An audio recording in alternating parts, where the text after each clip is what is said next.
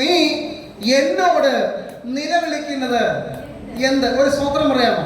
ഒരു ചെറിയൊരു സന്ദേശം എനിക്ക് നിങ്ങളുടെ ഉള്ളിൽ തരണം. നിങ്ങളിത് കേട്ടിട്ട് പ്രാർത്ഥിച്ചിട്ട് വേണം വീട്ടിൽ പോകാൻ. അപ്പോൾ യഹോവ മോശയോട് ചോദിക്കുന്നു, നീ എന്നോട് നിലവിളിക്കുന്നത് എന്ത്? പിന്നെ ആരോടാ നിലവിളിക്കുന്നത്? ദൈവത്തോടല്ലേ? ആ ദൈവം തിരിച്ചു ചോദിക്കുന്നത് എന്നോട് നിലവിളിക്കുന്നത് എന്ത്? അങ്ങയോട് പ്രാർത്ഥിച്ചപ്പോൾ അങ്ങയുടെ മറുപടി തൃപ്തികരമല്ലല്ലോ. പഴയ നിയമത്തിലെ യഹോവയായ ദൈവം എന്തിന് മോശയോട് അങ്ങനെ പറഞ്ഞു? എന്തിന് നമ്മളോട് ഇപ്പൊ ഇങ്ങനെ പറയുന്നു? എത്രയോ പ്രാർത്ഥനാ വിഷയങ്ങളുമായി നമ്മൾ ഉപവസിക്കുന്നു, പ്രാർത്ഥിക്കുന്നു, ദൈവസന്നിധി വെക്കുന്നു, ദൈവം മൈൻഡ് ചെയ്യുന്നില്ലല്ലോ. അങ്ങനെ ഏതെങ്കിലും ഉണ്ടെങ്കിൽ ഒന്ന് സ്വന്തം പറയാമോ? മൈൻഡ് ചെയ്യാത്ത പ്രാർത്ഥനാ വിഷയമുള്ളവർ ഇല്ലേ? ഞാൻ പൊക്കും. ഇന്നും നിറവേറപ്പെടാത്ത ധാരാളം പ്രാർത്ഥനാ വിഷയങ്ങൾ നമ്മുടെ പ്രാർത്ഥന ഡയറിക്കകത്ത് ഉണ്ടെന്നേ. പറഞ്ഞതിന്റെ സാരം ഇത്രയേ ഉള്ളൂ. നമ്മൾ പലപ്പോഴും പ്രാർത്ഥിക്കുന്ന പ്രാർത്ഥനകൾ കർത്താവ് തിരസ്കരിക്കുന്നത് പോലെ നമുക്ക് ഫീൽ ചെയ്യാറുണ്ട്.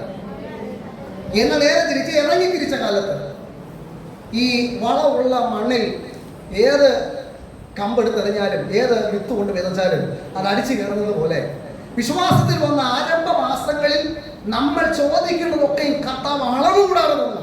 ഒരാമൻ പറയാമോ? ചോദിക്കുന്നതിന് നിലയ്ക്കുന്നതിന് അത്യന്തപരമായി ദൈവം തന്നു. കാലങ്ങൾ അങ്ങോട്ട് കഴിഞ്ഞപ്പോൾ കർത്താവ് അത്യന്തപരം നിർത്തി. ചോദിക്കുന്നത് നിലയ്ക്കുന്നത് നിർത്തി. ചോദിക്കുന്നത് പോലും ഇപ്പൊ നിർത്തിയെന്നോ? മനസ്സിലാകുന്ന ഒരു സ്വതന്ത്രം പറ. പെൻഷൻ വെട്ടിക്കുറയ്ക്കുന്നത് പോലെ, അവകാശം വെട്ടിക്കുറയ്ക്കുന്നത് പോലെ വാരിക്കോരി തന്നുകൊണ്ടിരുന്ന തമ്പുരാൻ ഇപ്പോൾ കരുതലാര്യത്തിൽ അല്പം പുറകോട്ട് പിടിക്കുന്നു. യെശയ്യാ 59 ഞാൻ മറക്കുന്നില്ല. രക്ഷിക്കാൻ കഴിയാത്തതോ യഹോവയുടെ കരം. പക്ഷെ ഇപ്പൊ തോന്നിപ്പോകുന്നു കുറുകിപ്പോയതുകൊണ്ട്. ദൈവത്തിന്റെ കരം കുറുകിയിട്ടൊന്നുമല്ല. ഒറ്റ ചോദ്യം, ഒറ്റ മറുപടി. ഞാൻ സന്ദേശം ചുരുക്കുക. പ്രാർത്ഥിക്കുന്നത് ദൈവത്തോട്, നിലവിളിക്കുന്നത് ദൈവത്തോട്. അതേ ദൈവം ചോദിക്കുന്ന എന്റെ അടുത്ത് തന്നെ നിലവിളിക്കുന്നത്.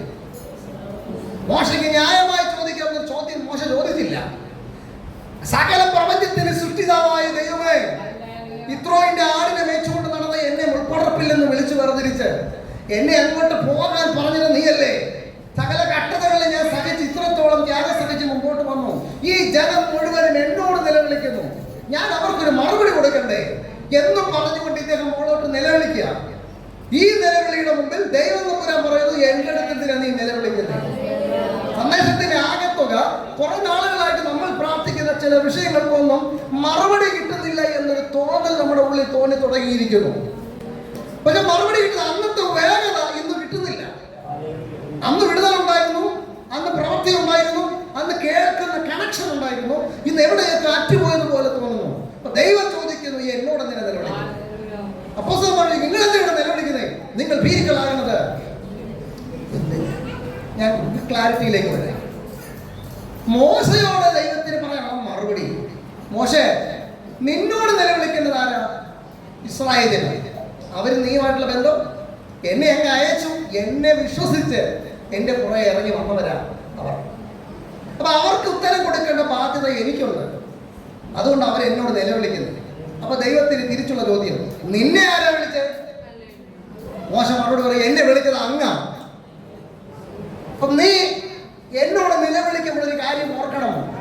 നിന്നെ വിളിച്ചപ്പോൾ വ്യക്തമായ റൂട്ട് മാപ്പ്, എന്റെ ഭാഷ പറഞ്ഞ കൃത്യമായ ഒരു ബയോഡത്തെ നിനക്ക് തന്നെത്താനാ നിന്നെ വിളിച്ചിറക്കിയത്. 2 വട്ടം ഞാൻ ദൈവശബ്ദം കേട്ടുമിരിക്കുന്നു എന്ന സങ്കീർത്തന വാക്യം കണക്ട് ചെയ്യട്ടെ. നീ മുൾപ്പടർപ്പിൽ നിന്ന് എന്റെ ശബ്ദം കേട്ടവനാ.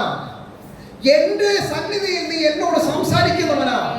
ഒരു സ്നേഹിതനോട് സംസാരിക്കുന്നത് പോലെ ഞാൻ നിന്നോട് സംസാരിക്കുന്നവനാ. മോശേ, ഇറക്കിക്കൊണ്ടുവന്ന ഇസ്രായേൽ ജനം എന്നോട് സംസാരിച്ചിട്ടില്ല. ഞാൻ അവരോട് സംസാരിച്ചിട്ടില്ല. അവരെ ഇറക്കിക്കൊണ്ടുവന്നത് നീയാണെങ്കിൽ നിന്നെ ഇറക്കിക്കൊണ്ടുവന്നത് ഞാനാ. ചുരുക്കം പറഞ്ഞാൽ എന്റെ ശബ്ദം കേട്ടത് ഇസ്രായേൽ ജനമല്ല, നീയാണ്. മനസ്സിലാകുന്നുണ്ടോ? അപ്പൊ ചോദ്യം, ആൻസർ ഇതാ. ശബ്ദം കേട്ടത് നീയാണെങ്കിൽ നിന്നോടുള്ള ദൂതാണ്. നീ ദൈവശബ്ദം കേട്ടവനാണെങ്കിൽ പിന്നെ എന്തിനാ എന്നോട് നിലവിളിക്കുന്നേ? മനസ്സിലായില്ല? ഇസ്രായേലിന് ദൈവശബ്ദം കേട്ടിട്ടില്ല. അവർക്ക് ഇടനിലക്കാരനായി മോശ ഉണ്ടായിരുന്നു. എന്നാൽ മോശയ്ക്ക് ഇടനിലക്കാരൻ ഇടനിലക്കാരനില്ല. മോശയോട് ദൈവം ഡയറക്റ്റ് ആയിട്ട് സംസാരിച്ചു. ഇപ്പോൾ ആ വായിച്ച വചനത്തിലേക്ക് മടങ്ങി വരാം. പുറപ്പാട് 14:15.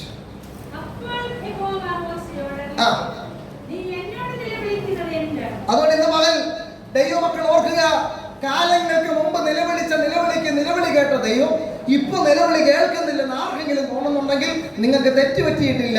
അതിനൊരു ക്ലാരിറ്റി വരുത്തി ഇന്ന് മകൻ പ്രാർത്ഥിച്ചോണം. ഇപ്പോൾ ദൈവം പറയുന്നു, നീ എന്നോട് നിലവിളിക്കുന്നത് എന്തിന്? അടുത്തത്, മുന്നോട്ട് പോകുവാൻ ഇസ്രായേൽ ജനത്തോട് പറയുക. വളരെ ശ്രദ്ധിക്കണേ, മോശയോട് ദൈവം പറയുന്നു, നീ എന്റെ അടുത്ത് നിലവിളിച്ചിട്ട് കാര്യമില്ല, ഇവിടെ കിടന്ന് നിലവിളിച്ചിട്ട് കാര്യമില്ല. നീ ചെയ്യേണ്ടത് എന്താ? നിന്നെ ഞാൻ വിളിച്ചിറക്കിയപ്പോൾ തന്നെ ഫറവോന്റെ സന്നിധിയിലേക്ക് പോകുന്നതിന് മുമ്പ് ഞാൻ ഉൾപ്പടപ്പിൽ നിനക്ക് 2 അടയാളം തന്നു. നിന്റെ കൈ മാറിടത്തിലേക്ക് ഇടുക. എന്നിട്ട് കൈ തിരിച്ചെടുത്തപ്പോൾ കുഷ്ഠമായി. തിരിച്ച് വീണ്ടും മാറിടത്തിലേക്ക് വെച്ചു. പിന്നെ തിരിച്ചെടുത്തപ്പോൾ കൈ നോർമലായി. അപ്പോൾ ഒരു കാര്യം പിടികിട്ടി. ആമേൻ. രോഗങ്ങളുടെ മേൽ ആമേൻ ഒരു അധികാരം ഞാൻ നിനക്ക് തന്നിരിക്കുന്നു എന്നത് മനസ്സിലായി. സർപ്പത്തിനെ വടിയെ പാമ്പാക്കിയപ്പോഴും പാമ്പിനെ തിരിച്ചു വടിയാക്കി മാറ്റാനും ആ പൈശാചിക മണ്ഡലങ്ങളെ ഒരു അധികാരം ഞാൻ നിനക്ക് തന്നിട്ടാ നിന്നെ ഞാൻ വിളിച്ചിറക്കിയത്. ഒന്നുകൂടെ പറഞ്ഞാൽ, മോശേ, നിന്റെ കൈവെള്ളക്കകത്ത് തന്നെ ഞാൻ അധികാരം തന്നിട്ടുണ്ട്. നീ ദൈവകൃപ പ്രാപിച്ചവനാണ്. പക്ഷേ നീ ദൈവകൃപ പ്രാപിച്ചവനാണെന്നുള്ള ബോധ്യം നിനക്ക് നഷ്ടപ്പെട്ടിട്ട് നീ ഇവിടെ കിടന്ന് നിലവിളിക്കുന്ന കാലത്തോളം എനിക്കൊന്നും ചെയ്യാൻ സാധിക്കത്തില്ലെന്നല്ല, നിനക്ക് ചെയ്യാൻ കഴിയുമെന്നത് നീ എന്ത് തിരിച്ചറിയുന്നുവോ അവിടെയാണ് ദൈവത്തിന്റെ പ്രവൃത്തി വെളിപ്പെടുന്നത്. മനസ്സിലാകുന്നുണ്ടോ? കർത്താവ് അധികാരം കൊടുത്തിട്ടാണ് മോശയെ കൊണ്ടുവന്നത്. പക്ഷെ മോശ ഇപ്പൊ ദൈവസന്നിധി കിടന്ന് നിലവിളിയാ.